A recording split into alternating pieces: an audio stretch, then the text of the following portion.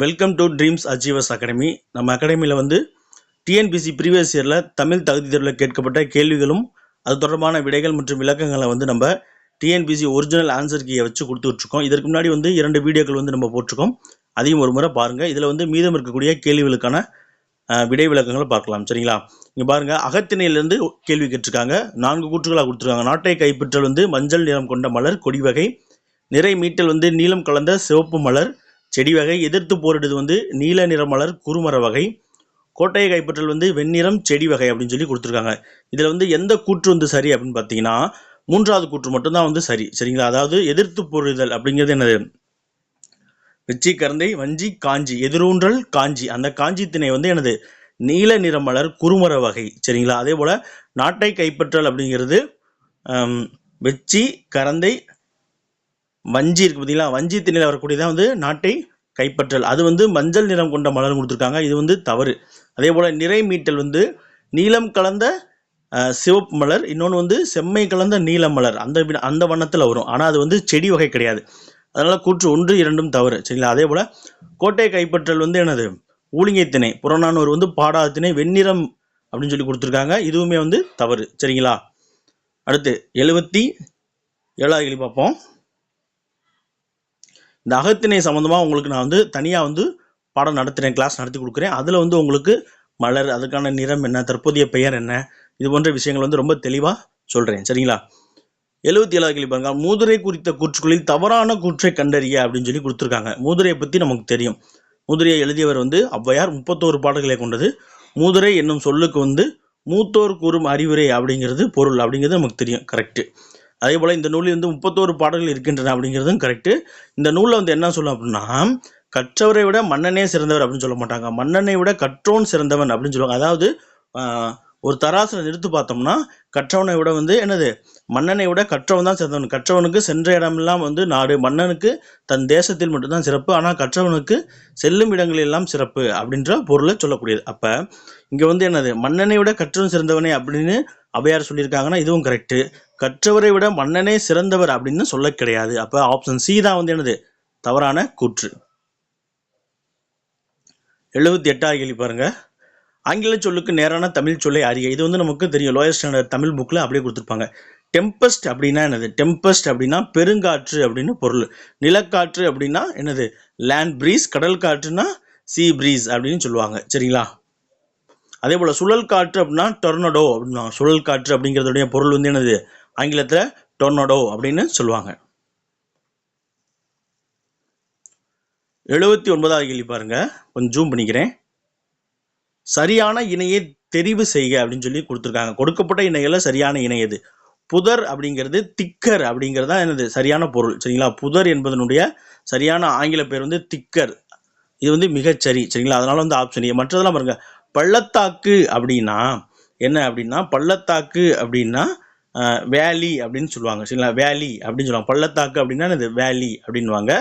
அதனால இது வந்து தவறு. இங்கே வந்து ரிட்ஜ் கொடுத்துருக்காங்க. இந்த ரிட்ஜ் அப்படிங்கிறது என்ன அப்படின்னா, ரிட்ஜ்னா மேடுன்னு அர்த்தம், மலை முகடுன்னு அர்த்தம். ரிட்ஜ்னா என்னது? மலை முகடு அப்படின்ற பொருள். லோக்கஸ்ட் அப்படிங்கிறது என்னன்னா வெட்டுக்கிளி என்று பொருள். சமவெளிங்கிறது நம்ம ஏற்கனவே பார்த்துருப்போம், பிளைன் அப்படின்வாங்க. சமவெளி அப்படின்னா பிளைன். ட்ரைப் அப்படின்னா என்னது? ட்ரைபல் பீப்புள் அப்படின்னு பார்த்துருக்கீங்களா? ட்ரைப் அப்படின்னா பழங்குடி அப்படின்னு பொருள். சரிங்களா? இதில் வந்து ஏ மட்டும்தான் வந்து சரியாக பொருந்தியிருக்கு. 80வது கேள்வி பாருங்க. மலரை குறிக்கும் ஓரெழுத்து ஒரு மொழி எது? மலரை குறிக்கக்கூடிய ஓரெழுத்து ஒரு மொழி வந்து என்ன அப்படின்னு பார்த்தீங்கன்னா வி. சரிங்களா? வி அப்படிங்கிறது என்னது? மலர். மலருடைய 7 நிலைகளை ஒரு நிலையாக வரக்கூடியது. சரிங்களா? வி. அதே போல் மீ அப்படின்னா என்னது? மேலே அப்படின்ற பொருளில் வரும். சி அப்படின்னா என்ன பொருள்னா இழிவான அப்படின்ற பொருள். சி அப்படின்னு சொல்லுவோம் இல்லையா, இழிவான அப்படின்ற பொருளில் வரும். தீ அப்படிங்கிறது என்னது? நெருப்பு, அனல் அப்படின்ற பொருளில் வரக்கூடியது. 81வது கேள்வி பாருங்க. வள்ளுவர் பெரும்புகழை உடையவர் சரிங்களா என்ற தொடர் எவ்வகை பொருளில் வரும் அப்படின்னு சொல்றாங்க.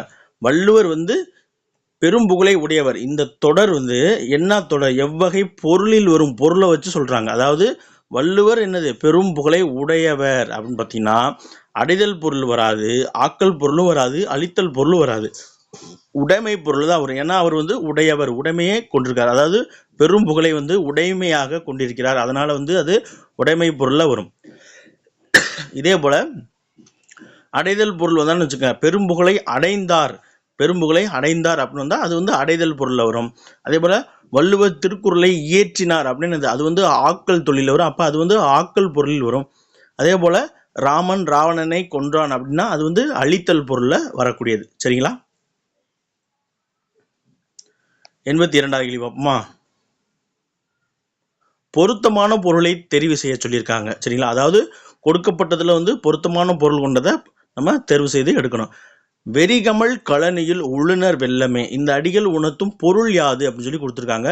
பெரிய புராண மன்னிக்கணும், சீவக சிந்தாமணியில் வந்து ஏமாங்கத நாட்டு வளத்தில் தான் இந்த அடிகள் வந்து எடுத்து சொல்லியிருக்காங்க. இல்லை, வெறி கமல் அப்படின்னா என்ன, ஏற்கனவே இதே தெருவில் நம்ம இப்போ வீடியோ 1ல் நினைக்கிறேன் இதே கேள்வி அப்படியே கேட்டிருக்காங்க, ரிப்பீட்டடாக கேட்டிருக்காங்க பாருங்களே. அதாவது ஒரு கேள்விக்கு தெரியலனா ஆன்சரை வச்சுட்டு அப்படியே அடுத்த கேள்வி பார்த்துக்கிட்டே வாங்க. ஏதாவது ஒரு கேள்வியில் நீங்கள் அந்த தெரியாத கேள்விக்கு சம்மந்தமான கேள்வி பின்னாடி இருக்கும், அதை வச்சு ஆன்சர் பண்ணிடலாம். சரிங்களா? வெறி கமல், வெறி அப்படின்னா என்ன பொருள் அப்படின்னு பார்த்தீங்கன்னா மனம் என்று பொருள். வாசம், நாற்றம் அப்படின்னு சொல்லும் இல்லையா, அந்த பொருள். நாற்றம் அப்படின்னா மனம், நறுமணம் சொல்றோம் இல்லையா, அந்த பொருள். துர்நாற்றம் அப்படின்னா தான் கெட்ட அந்த நாற்றத்துக்கு குறிக்கக்கூடியது. நாற்றம் அப்படின்னா மனம் என்றுதான் பொருள். அப்ப வெறி கமல் அப்படின்னா மனம் கமலும். கழனி அப்படின்னா வயல் அப்படின்னு அர்த்தம். கழனியில் உளுநர் வெள்ளமே அப்படின்னு, அந்த வெள்ளமேனா வெள்ளம் போன்று, உழக்கூடிய உழவர்கள் வந்து வெள்ளம் போன்று உழுதிருந்தனர் அப்படின்னு சொல்றாங்க. சரி, அதாவது மனம் கமலும் வயலில் உழவர்கள் வெள்ளமாய் உழுதிருந்தனர் அப்படிங்கிறத வந்து இதற்கு சரியான பொருள். சரிங்களா? வறண்ட வயல் வராது, அதே போல செறிவான வயலும் வராது, பசுமையான வயலும் வராது. வெறி அப்படின்னா மனம் என்றுதான் பொருள். அதை வச்சுதான் நம்ம இதுக்கு விடை எடுக்கிறோம். 83வது கேள்வி பாருங்க. பொருத்தமான பொருளை தெரிவு செய்ய சொல்லியிருக்காங்க. அரிச்சுவடி, அரிச்சுவடி அப்படின்னா என்னன்னு கேட்டீங்கன்னா அகர வரிசையில் அமைந்த சொற்களை தான் வந்து என்னது எழுத்துக்களை வந்து அரிச்சுவடி அப்படின்னு சொல்லுவாங்க. அகர வரிசையில் அமைந்த எழுத்துக்களை வந்து என்னது அரிச்சுவடி அப்படின்வாங்க. ஓலைச்சுவடி அப்படின்னு பனை ஓலையாக எழுதப்பட்ட சுவடிகளை வந்து ஓலைச்சுவடி அப்படின்வாங்க. நூலுக்கு வந்து என்னது சுவடி, நூல், பனுவல் அப்படின்னு வேறு பல பெயர்கள் இருக்கு. சரிங்களா? 84வது கேள்வி பாருங்க. பொருத்தமான பொருளை தெரிவு செய்ய சொல்லியிருக்காங்க. ஆமா என்னும் கலை சொல்லின் பொருத்தமான பொருளை தேர்ந்தெடுக்க. ஆமா, ஆனா நமக்கு தெரியும் பசு என்று பொருள். சரிங்களா? ஆனா பசு, மாங்கிறதுக்கு பல பொருட்கள். இப்போ ஆவும் மாவும் சேர்ந்து தான் வந்து காட்டு பசு அப்படின்ற ஒரு கலைச்சொல் வந்து உருவாச்சு. சரிங்களா? நம்ம அந்த ஓரெழுத்து ஒரு மொழி சம்பந்தம் ஒரு பாடம், உரைநடை பாடம் இருக்கும், அதுலேருந்து இந்த கேள்வி எடுத்திருக்காங்க. மற்றது எல்லாமே அதான். மாநாடு அப்படிங்கிறதும் உரிச்சொல் தொடர் தான். சரிங்களா? மா அப்படிங்கிற ஒரு ஓரெழுத்து ஒரு மொழி உரிச்சொல் சேர்ந்து மாநாடு அப்படிங்கிறது. மாநிறம் அப்படிங்கிறது எதை குறிக்கும்னா மாயிலை இருக்கையா, மாமரத்தினுடைய இலையினுடைய நிறத்தை குறிக்கக்கூடிய பெண்ணை, அந்த நிறத்தில் இருக்கக்கூடிய பெண்ணை வந்து என்னது மாநிறம் கொண்டவள் அப்படின்னு சொல்லுவாங்க. அதே போல பெரிய நிலத்தை, மா அப்படிங்கிறது பெரிய என்ற பொருள் வரக்கூடியனால பெரிய நிலத்தை வந்து மாநிலம் அப்படின்றாங்க. அதே போல பெரிய நாடை வந்து மாநாடு அப்படின்னாங்க. இங்க மாநிறம் அப்படிங்கிறது என்னன்னா மாயிலை, அந்த சுருள் விரிய தரத்தில் இருக்கக்கூடிய அந்த இலை வந்து பார்த்தீங்கன்னா ஒரு ப்ரௌன் கலர்ல இருக்கும். அந்த நிறத்தை வந்து மாமரத்தினது நிறம் அப்படிங்கிறதுனால தான் வந்து என்னது அந்த ப்ரௌன் ஸ்கின் டோனை வந்து மாநிறம் அப்படின்னு சொல்றாங்க. சரிங்களா? 85வது கேள்வி பாருங்க.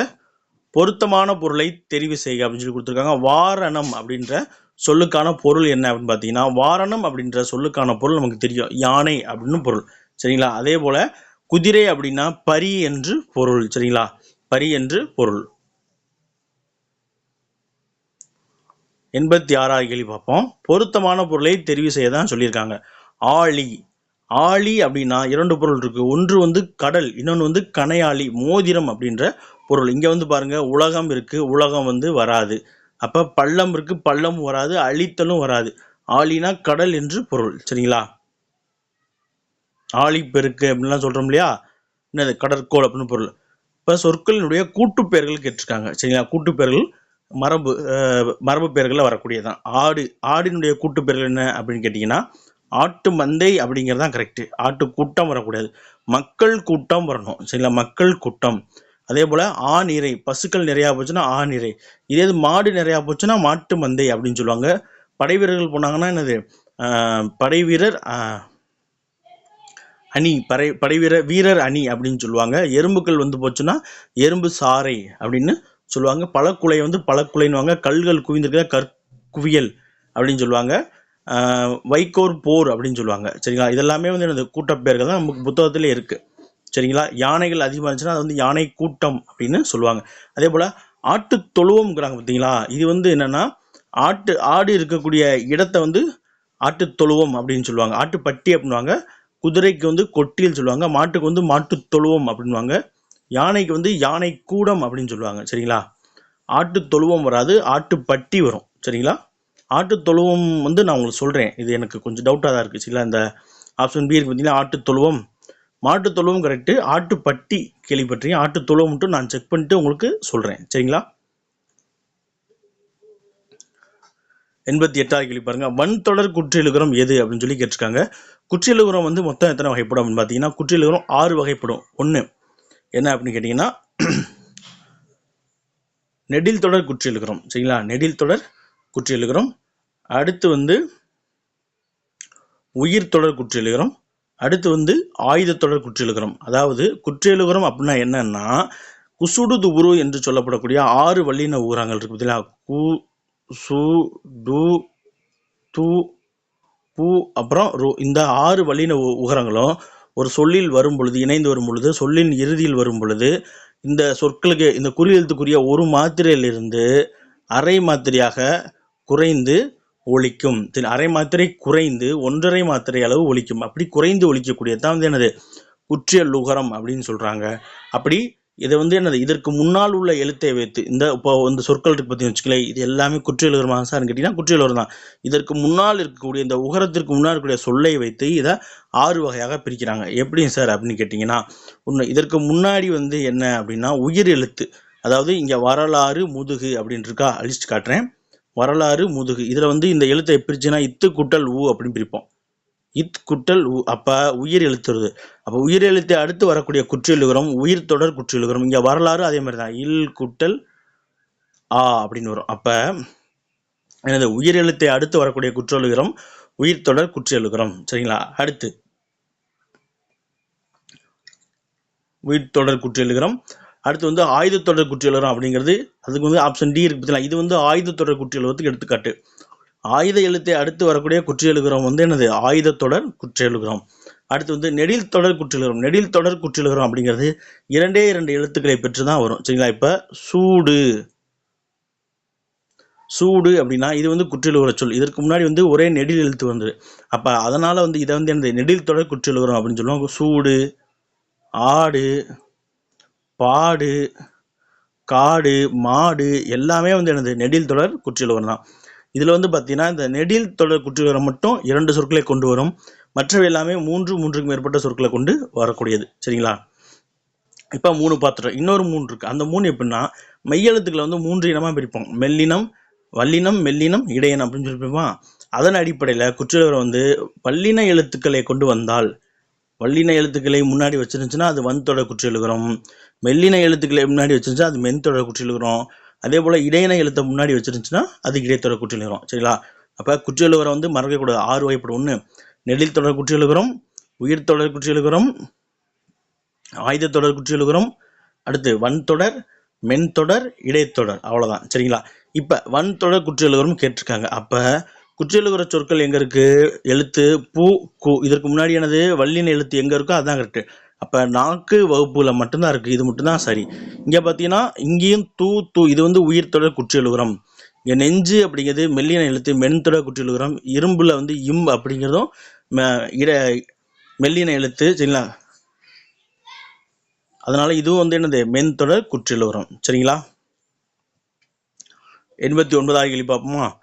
யாப்பிலக்கணத்தின்படி மூவகை எழுத்துக்கள் யாவை அப்படின்னு சொல்லி கேட்டிருக்காங்க. யாப்பின் படி.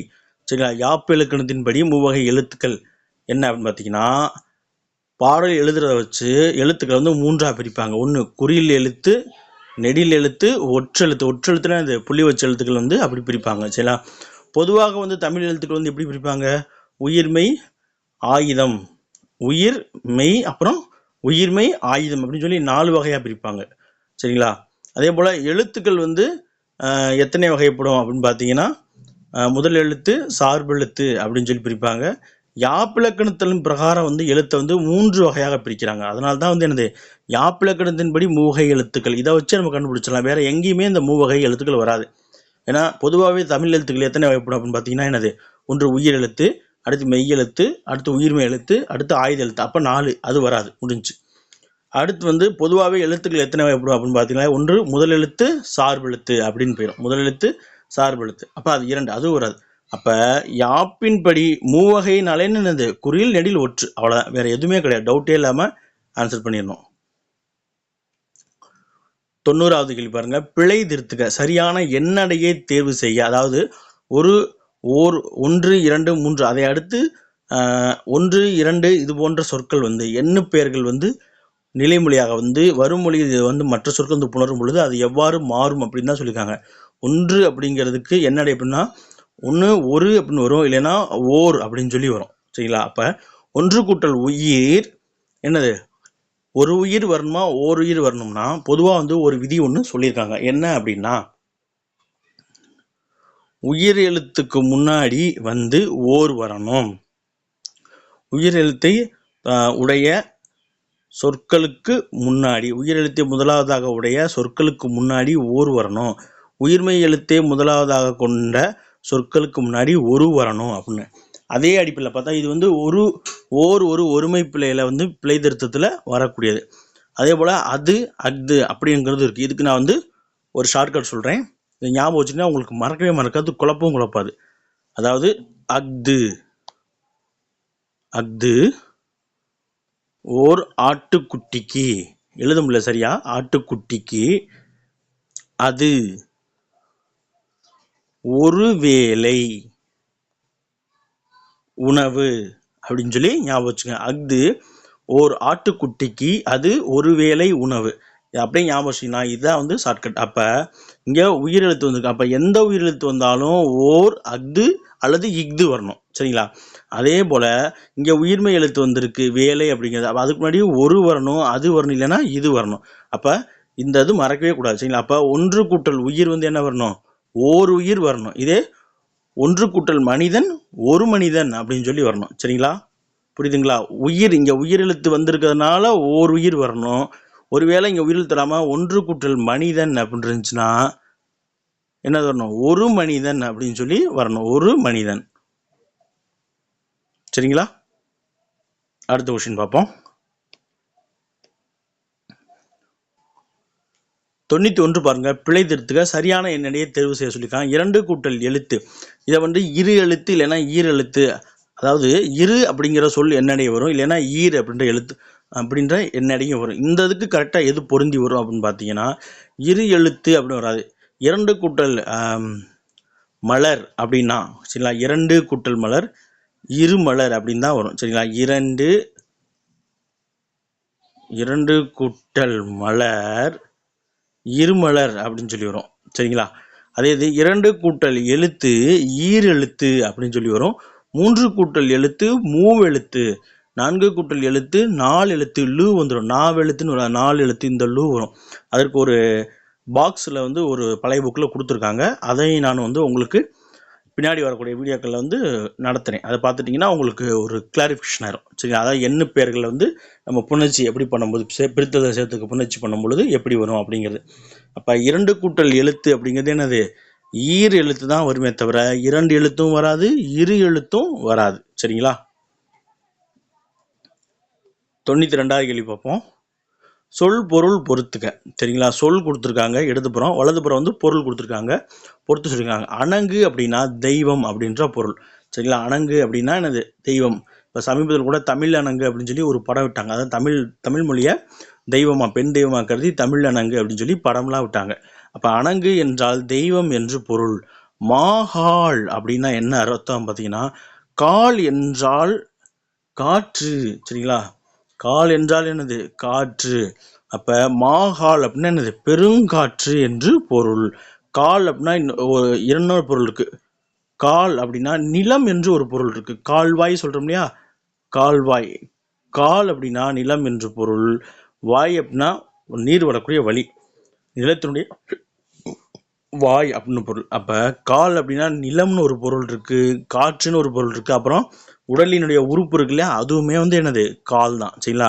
இப்போ மாகால்னா பெருங்காற்று. மண்ணீர் கிடையாதுங்க, முன்னீர். சரிங்களா, தவறாக கொடுத்துருக்காங்க. முன்னீர் அப்படின்னா தொல்காப்பியம் வந்து என்னது, கடல்ல வந்து என்னன்னு சொல்லுவோம், முன்னீர் அப்படின்னு சொல்லி குறிப்பிடும். கயம் அப்படின்னா ஒரு நீர்நிலையை குறிக்கக்கூடியதா வந்து கயம். சரிங்களா, அப்ப ஆப்ஷன் ஏ தான் வந்து சரியான விடை. 93வது கேள்வி பார்ப்போம்.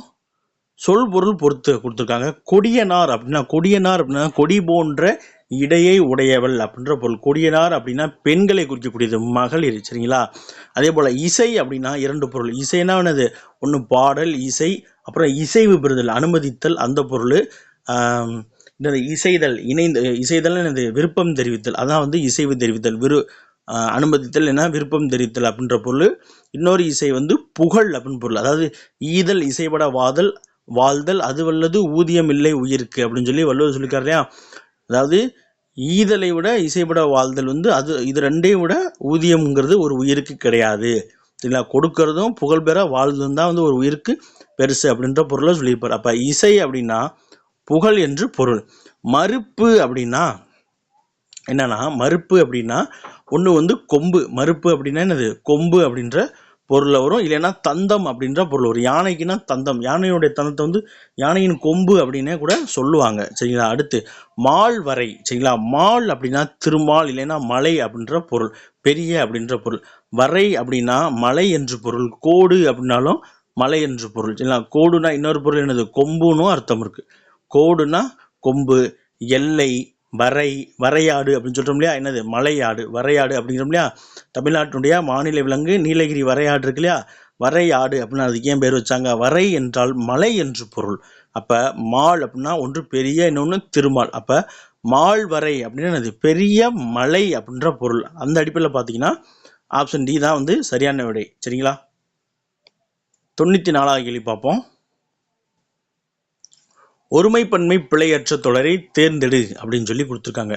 ஒருமைப்பன்மை பிழையற்ற தொடர் பார்க்கணும்னா முதல்ல வந்து ஒரு சொல் தொடரில் வந்து 3 இது இருக்குது முக்கியமாக. ஒன்று வந்து எழுவாய், அடுத்து வந்து செய்யப்படும் பொருள், அடுத்து வந்து பயனிலை. அப்படி இல்லைன்னா குறைந்தபட்சம் எழுவாயும் பயனிலையாச்சும் இருக்கும். இதில் வந்து எழுவாய் வந்து ஒருமையில் இருந்தால் அதற்காக வரக்கூடிய பயனிலை வந்து ஒருமையில் வரணும்.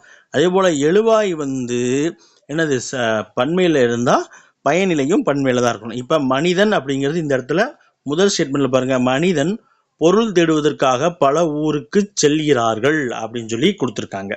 இப்ப மனிதன் அப்படிங்கிறது எழுவாய் இந்த இடத்துல. சரிங்களா, அடுத்து வந்து என்னது, தேடுவதற்காக எங்க செல்கிறார்கள் வந்து பயனிலை, பல ஊர்களுக்கு அப்படிங்கிறது செய்யப்படும் பொருள் வரும். எங்கு செய்யப்படும் பொருள் அப்படிங்கிறது என்னன்னா யாரை, எதை, எவற்றை அப்படின்ற பொருளுக்கு, அப்படின்ற பொருள் வருதான் வந்து என்னது செய்யப்படும் பொருள். யாரை, எதை, எவற்றை அப்படின்ற பொருள் அப்படின்ற கேள்விக்கு விடையாக வரக்கூடியது வந்து செய்யப்படும் பொருள். யார், எது, எவை அப்படிங்கிறது வந்து என்னன்னா எழுவாய். அந்த கேள்விக்கு பதில் வரக்கூடியது. யார் பொருள் தேடுவதற்காக பல ஊருக்கு செல்கிறார்கள் அப்படின்னா மனிதன். அப்ப யார் அப்படின்ற கேள்விக்கு விடையாக வரக்கூடிய மனிதன் தான் எழுவாய். சரிங்களா, அதே போல ஒரு பெயர் சொல்லோ, ஒரு வினா சொல்லோ, ஒரு வினை சொல்லோ ஒரு தொடரை வந்து முடித்து வைக்கக்கூடியதை வந்து பயனிலை அப்படின்னு சொல்லுவாங்க. இங்க செல்கிறார்கள் அப்படிங்கிறது ஒரு வினைச்சொல் வந்து முடித்து வைக்கிறது, அதனால வந்து இதை வந்து வினை பயனிலை அப்படின்வாங்க. இப்போ இங்கே எழுவாய் ஒருமையில் இருக்கனால பயனிலை ஒருமையில தான் வரணும், பன்மையில இருந்தா தப்பு. சரிங்களா, பாருங்க, மனிதன் ஒருமையில் இருக்கு, பொருள் தேடுவதற்காக பல ஊர்களுக்கு செல்கிறான் அப்படின்னு வரணும். செல்கிறார்கள் வந்திருக்கு, இங்க தப்பு, இது பன்மையில் இருக்கு, பயனிலை தப்பு. அடுத்து இங்க பாருங்க, ஆப்ஷன் பி வந்து எழுவாய் பன்மையில் இருக்கு. அப்ப மனிதர்கள் பொருள் தேடுவதற்காக பல ஊருக்கு, இங்க ஊருக்குங்கும் போதே ஒருமை வந்துருச்சு, பல ஊருக்கு செல்கிறார். அப்ப இதுவும் தப்பு. செல்கிறார்னால் அது மரியாதையில ஒருத்தரை குறிக்கக்கூடியது, அதுவுமே ஒருமையில இருக்கு, தவறு. இங்க பன்மையில இருக்கு, இங்க ஒருமையில இருக்கனால தவறு. அடுத்து சி பாருங்க, மனிதர்கள் பொருள் தேடுவதற்காக பல ஊர்களுக்கு, இங்க வந்து பன்மை, பல ஊர்களுக்கு என்னது செல்கிறார்கள். அப்ப இதுவும் பன்மை, இப்ப மிகச்சரி. அப்ப ஆப்ஷன் சி தான் கரெக்ட். ஆப்ஷன் டியும் பார்த்துடலாம். இங்க மனிதர்கள் பன்மையில இருக்கு, அப்ப இங்க வந்து செல்கிறார்கள் பன்மையில இருக்கு. இங்க எங்க சார் தப்பு அப்படின்னா, மனிதர்கள் பொருள் தேடுவதற்காக ஒரு ஊர்களுக்கு அப்படின்னு சொல்லி கொடுத்துருக்காங்க, இதுதான் தப்பு. பல ஊர்கள் அப்படிங்கிறது தான் கரெக்டு, ஒரு ஊர்கள் அப்படின்னு சொல்லக்கூடாது. இல்லைன்னா ஒரு ஊர் அப்படிங்கிறது மட்டும் தான் கரெக்டாக இருக்கும். அதனால வந்து ஆப்ஷன் டியும் வந்து தப்பு. சரிங்களா, 95வது கேள்வி பாருங்க. இதுவுமே வந்து எனது ஒருமை பன்மை பிழையற்ற தொடரை தெரிவு செய்ய அப்படின்னு தான் கொடுத்துருக்காங்க. பிரம்பினால் செய்யப்பட்ட பல வகையான பொருட்கள் இங்கே உள்ளன. இந்த தான் வந்து சரி அப்படிங்கிறாங்க. அப்போ மற்றதெல்லாம் வந்து தவறு என்ன அப்படின்னு சொல்லி முதல்ல பார்த்தரலாம், அப்புறம் சரியானது பார்ப்போம். பிரம்பினால் செய்யப்பட்ட பல வகையான பொருட்கள் இங்கே உள்ளன அப்படிங்கிறது ஏ. சரிங்களா? அப்போ பிரம்பினால் அப்படிங்கிறது ஆள் விதி வந்துருச்சு. செய்யப்பட்ட பல வகையான பொருட்கள் வந்துருச்சு. பல வகையான பொருட்கள் உள்ளன. இங்கே பொருட்கள் பன்மையில் இருக்குது, உள்ளன பன்மையில் இருக்குது. இது வந்து கரெக்ட். அடுத்து இங்கே வந்து பிரம்பினால் செய்யப்பட்ட பல வகையான பொருள் ஒருமையில் இருக்குது. இங்கே உள்ளது வந்திருக்கணும். ந அப்படிங்கிறது பன்மைக்கான விகுதி, து அப்படிங்கிறது ஒருமைக்கான விகுதி. இதை வந்து மறக்காதீங்க. இதுதான் வந்து மெயின். அடுத்து பிரம்பினால் செய்யப்பட்ட பல வகையான பொருட்கள் இங்கே உள்ளது. இங்கே பொருட்கள் வந்திருக்கனால இங்கே ந வரணும், து ஒருமை வந்திருக்கு. அப்போ சியும் தவறு. டி வந்து பாருங்க, பல வகையான பொருட்கள் இங்கே உள்ளது. பொருட்கள் இதே தான், அதுவே அப்படியே கொடுத்துருக்காங்க. ஸோ டியும் வந்து தவறு. சரிங்களா? இங்கே வந்து என்ன மாற்றம்னா இந்த 4 இந்த லால் மாற்றிருக்காங்க, அவ்வளோதான். பெருசாக ஒன்று விட்டு வித்தியாசம் கிடையாது. 96 பாருங்க, 6லேருந்து என்னது 100 வரைக்கும் இந்த ஒன்று தான். கீழ்கண்ட பத்தியினை படித்து வினாவிற்கான சரியான விடையை தேர்ந்தெடு அப்படின்னு சொல்லி கொடுத்துருக்காங்க. பத்தியை வாசிக்கிறேன், கவனிங்க. மழை என்றதும் குழந்தைகளின் நினைவுக்கு வருவது காகித கப்பல். மழை நீரில் காகித கப்பல் விட்டு விளையாடாத குழந்தைகளே இல்லை எனலாம். அந்த அளவிற்கு நாம் ஆழ்மனதில் கப்பல் இடம்பெற்றுள்ளது. பழங்காலம் முதல் தமிழர்கள் கப்பல் கட்டும் கலையில் சிறந்திருந்ததன் மரபு தொடர்ச்சி இன்று இதனை காணலாம். தமிழர்கள் கப்பல்களை கட்டினார்கள் என்பதற்கும் கப்பல் மூலம் வெளிநாடுகளுக்கு சென்றனர் என்பதற்கும் நம் இலக்கியங்களில் ஏராளமான சான்றுகள் உள்ளன. நமக்கு கிடைத்துள்ள நூல்களிலேயே மிகவும் பழமையானது தொல்காப்பியம். அந்நூல் முன்னீர் வழக்கம் என்று கடற்பயணத்தை குறிப்பிடுகிறது. எனவே தொல்காப்பியர் காலத்திற்கு முன்பே தமிழர்கள் கடல் பயணம் செய்துள்ளனர் என்பதை அறியலாம். இதுக்கு வந்து பெருசாக விளக்கம் தேவையில்லை, அதனால் கேள்வியை வாசிச்சு விடையை மட்டும் சொல்லிடுறேன். சரிங்களா? மழை என்றதும் குழந்தைகளின் நினைவுக்கு வருவது எது அப்படின்னு கேட்டிருக்காங்க. காகித கப்பல், அதுவுமே அங்கே கொடுத்துருக்காங்க. அடுத்து 97 பாருங்க. பழங்காலம் முதல் தமிழர்கள் எந்த கலையில் சிறந்திருந்தனர் அப்படின்னா கப்பல் கட்டும் கலையில் சிறந்திருந்தார்கள். மற்ற கலையிலையும் சிறந்திருந்தார்கள், ஆனால் அந்த பத்தியில் வந்து என்னது கப்பல் கட்டும் கலை தான் கொடுத்துருக்காங்க. நாட்டிய கலையில் சிறந்திருந்தாங்க, ஓவிய கலையில் சிறந்திருந்தாங்க. சரிங்களா? போர்க்கலை எல்லாத்திலுமே சிறந்தா இருந்தாங்க. சரிங்களா? தமிழர்கள் கப்பல் மூலம் வெளிநாடுகளுக்கு சென்றனர் என்பதற்கு சான்று எது அப்படின்னு கேட்டிங்கன்னா இலக்கியங்கள் மூலமாக நமக்கு தகவல்கள், சான்றுகள் வந்து கிடைக்கிறது. 99 பாருங்க. நமக்கு கிடைத்துள்ள மிக பழமையான நூல் எது அப்படின்னு பார்த்தீங்கன்னா நமக்கு கிடைத்துள்ள மிக பழமையான நூல் தொல்காப்பியம். இதை இயற்றியவர் வந்து தொல்காப்பியர். இவர் வந்து அகத்தியருடைய 12 சீடர்களில் ஒருவர். சரிங்களா? தொல்காப்பியம் வந்து கிட்டத்தட்ட இரண்டாவது சங்கத்தில் வந்து அரங்கேற்றப்பட்டது அப்படின்னு சொல்லி, இடைச்சங்கமான 2ஆம் சங்கத்தில் அரங்கேற்றப்பட்டது அப்படின்னு சொல்றாங்க. இறுதி கேள்வி பாருங்க. தொல்காப்பியம் கடற்பயணத்தை எதுவென குறிப்பிடுகிறது அப்படின்னா தொல்காப்பியம் கடற்பயணத்தை வந்து முன்னீர் வழக்கம் அப்படின்னு சொல்லி குறிப்பிடுகிறது. ஓகே ஃப்ரெண்ட்ஸ், இந்த வீடியோ வந்து இந்த கேள்வியோட முடிவடைகிறது. இந்த வீடியோவில் வந்து சொல்லப்பட்ட விளக்கங்கள் வந்து உங்களுக்கு யூஸ்ஃபுல்லாக இருக்கும் அப்படின்னு சொல்லி நினைக்கிறேன். ஒருவேளை உங்களுக்கு அது யூஸ்ஃபுல்லாக இருந்துச்சு, இது வந்து உங்களுக்கு இந்த எக்ஸாமுக்கு ஹெல்ப்ஃபுல்லாக இருக்கும் அப்படின்னு நீங்கள் நினச்சிங்கன்னா தொடர்ச்சியாக பாருங்கள், வீடியோவுக்கு சப்போர்ட் பண்ணுங்கள். உங்களுடைய ஃப்ரெண்ட்ஸுக்கும் வந்து இந்த வீடியோவை ஷேர் பண்ணுங்கள். நீங்கள் இதுலேருந்து ஏதாவது ஒரு விஷயம் தெரிஞ்சுக்கிட்டிங்கன்னா அதை வந்து உங்கள் ஃப்ரெண்ட்ஸுக்கு வந்து சொல்லிக் கொடுங்க, அவங்களுக்கு தெரியாமல் இருந்தால். ஒருவேளை அவங்களுக்கு அப்பவும் புரியல அப்படின்னா அவங்கள ஒரு முறை வீடியோ பார்க்க சொல்லுங்கள். சரிங்களா? வீடியோ நல்லா இருந்துச்சுன்னா உங்களுடைய கருத்துக்களை வந்து கமெண்ட் பண்ணுங்கள், லைக் பண்ணுங்கள், உங்களுடைய ஃப்ரெண்ட்ஸுக்கு வந்து இந்த வீடியோவை ஷேர் பண்ணுங்கள். மீண்டும் அடுத்த ஒரு நல்ல வீடியோவில் பார்க்கலாம். சரிங்களா? தேங்க்யூ.